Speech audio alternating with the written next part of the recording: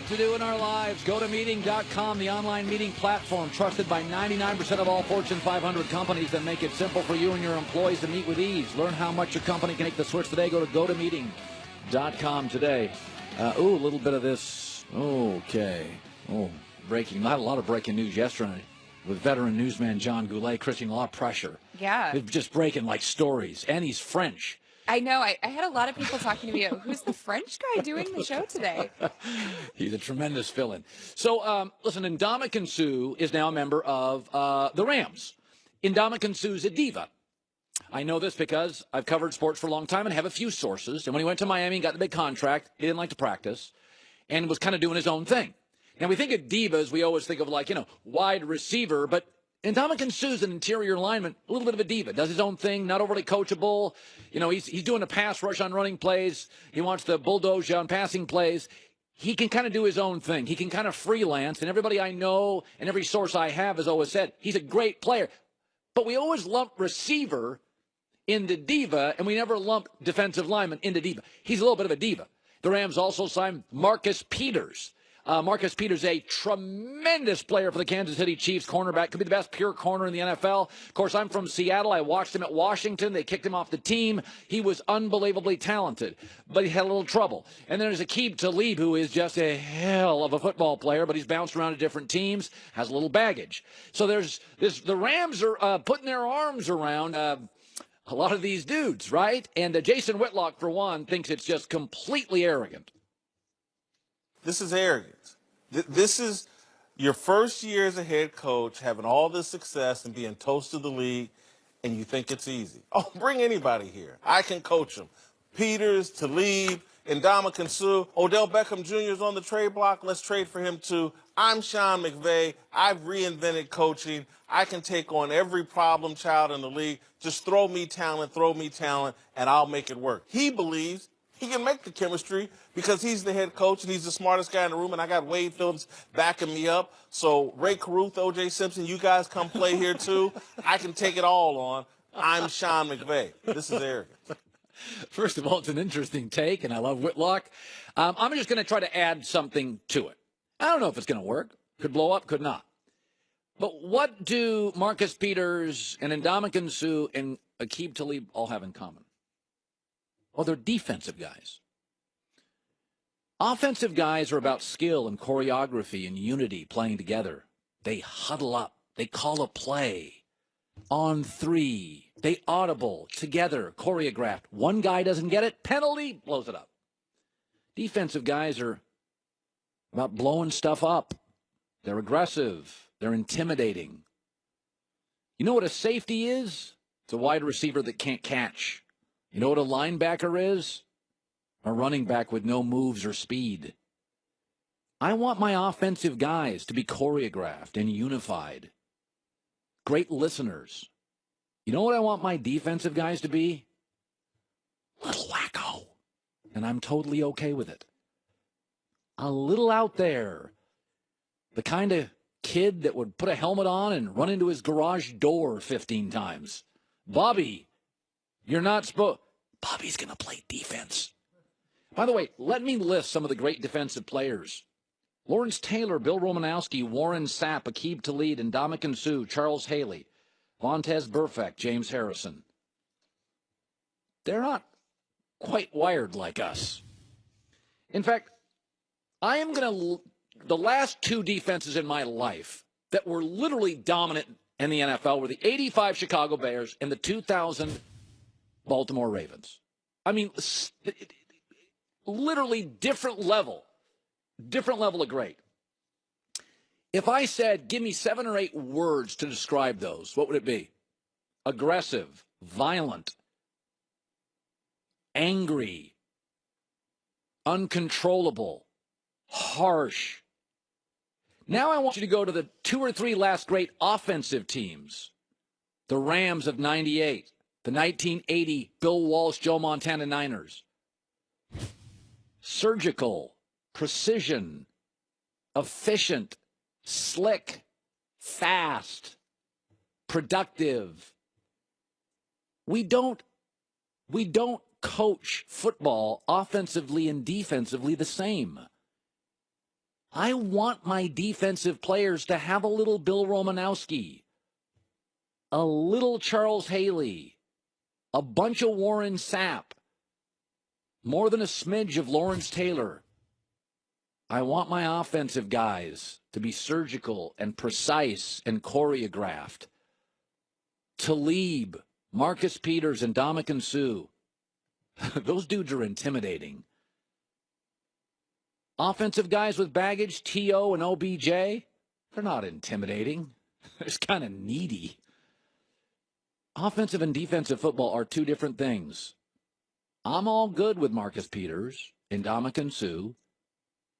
I'm all good with Aqib Talib. I don't know how it will work, but it's a good locker room. They all want extensions and big contracts. You have a great defensive coordinator in his 70s. I'm all good with it. Defensive players and offensive players, they may all wear helmets and pads. They're different cats. And I like it that way. Christine with the news. No. Heard on the news. This is the Herd Line News. The Cavs were in Miami last night, and did you watch any of this game? Did you see the craziness that happened? It was potty in Ugly? Miami. A party? It was a really ugly performance. Kevin Love got his Well, that's what I was going to knocked say. out. He got elbowed to the face, and he lost a tooth. And, I'm torn on this, because I'm not going to make it sound like getting a tooth knocked out is, no big deal, because if that happened to me, I'd be out for a week, just so you know. Yeah. But if I was playing, I think you should keep playing. Hockey players do. They get their teeth knocked out all the time, and they keep going. But Kevin Love left the game. No, but I'm watching the video. I think it was more than teeth. They were It was looking a at him for a concussion? concussion. Okay, take it back. Okay. Leave the game. Take care of whatever you need to I do. got to be honest with you. I'm not going to say it's the most painful thing that's happened to me. Christine, about 4 years ago, at the other place, I got a toothache. Yeah. Nothing has thrown my life into chaos, including my divorce, like my toothache. I could not get It's into a dentist for debilitating. 36 hours. It screwed my life up. What's your dentist? You should have somebody Well, I changed dentists. After It's that? Connecticut. There's 9 people in the state. No dentists. So if you bang with a guy's teeth in your head and your face, it connects to the brain. It connects to. It Yeah. screws you up. Do you know if you have a really bad sinus infection, sometimes it can go to your teeth? Oh, And absolutely. your teeth hurt? Yes. I thought for sure that I was going to have teeth removed. That happened to me once. Anyways, after Kevin Love left the game, which now I agree he should leave, take all the time he needs, take care of the concussion, and get that tooth fixed. It's right in the front. The Cavs lost 98-79, and LeBron spoke after the game about how Love being out messes with their rotation so much, and then he talked about his relationship with Dwayne Wade. So listen carefully to what he said about that. Okay.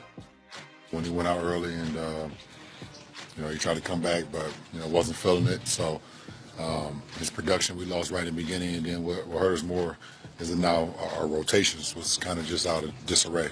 We had a great rotation thing down the last few games. And, for a guy to go down there early, it kind of messed that up. So, our rhythm was broke, just right from the beginning.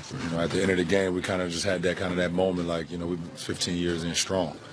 As brothers, as teammates, as competitors, as teammates again, as competitors again, but our brotherhood is beyond this game of basketball. So you just don't take for granted. You just don't know. So, we see what happens in the summer. Did he just hint at him and Dwayne Wade reuniting again? We'll see you what could, happens you in could the certainly, summer. you could certainly. I wouldn't take it that way, but I could see somebody who. But how else would you take it? Well, just, What else is he saying? maybe he wants to go surfing this summer. No, get back on the banana boat. No, that was definitely a hint. Maybe you did that. You tried it. It didn't work. But go ahead. Go your separate ways. But maybe he's thinking about this because last night Dwayne Wade turned back the clock. I know he did. And he swatted at LeBron James. An amazing block. Are we showing? Yeah, we're showing it. And here's Wade on his respect for LeBron. No, man, we're friends, We're competitors on the court, but before and after games, we're friends and just mutual respect. 12 points, 2 rebounds, 4 assists. Not a bad game. That was a great highlight. Yeah, I love D-Wade. What? I love D-Wade. You do? Yeah, I think he's an all-time guy. I think his story's amazing. Marquette, overlooked by the big programs, comes into the league and literally wins the title with these guys, Shaq, and then he went to it, LeBron, and then he's going to go down. Very rarely does an athlete own a city. Like Dan Marino and D-Wade are Miami. John Elway is Denver. D-Wade's going to go down. If LeBron moves again, he's not going to feel like Cleveland. If he ended his career with the Lakers, he'd feel like the Lakers as much as Cleveland. Right. D-Wade is Miami, which is why when he went to Chicago, I was like, I don't get it. Well, that's what I was just going to say. You didn't like when he was not going to come back to Miami. And Yeah, when yeah. he was going somewhere else. He is a Miami guy.